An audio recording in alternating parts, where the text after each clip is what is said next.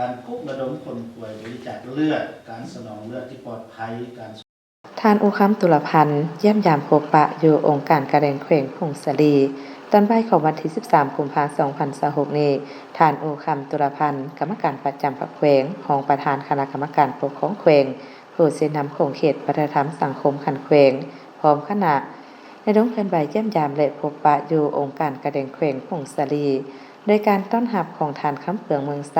เลขาหน่วยผักหัวหน้าองค์การกระแดงแขวงพงศลีพร้อมด้วยของหัวหน้าและพนักงานองค์การดังกล่าวเข้าร่วมท่านคำเปืองเมืองไซ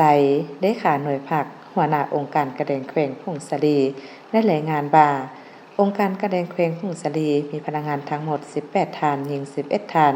มี4แขนงการคือแขนงบริหารแผนการจัดตั้งและการเงินแขนงโฆษณาขนขวายแหล่งทุนและช่วยเหลือบรรเทาทุกข์แขนงส่งเสริมสุขภาพชุมชนแขนงศูนย์เลือดเคลื่อนไหวจัดตั้งปฏิบัติอยู่ใน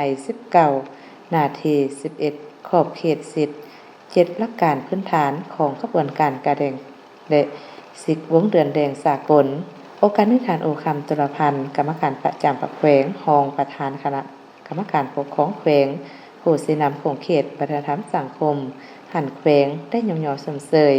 ต่อผลงานที่ทั้งองค์การกระแดงแขวงญาติมาได้ยกให้เห็นประวัติความเป็นมาการเติบใหญ่ขยายตัวของแขวงพงศลี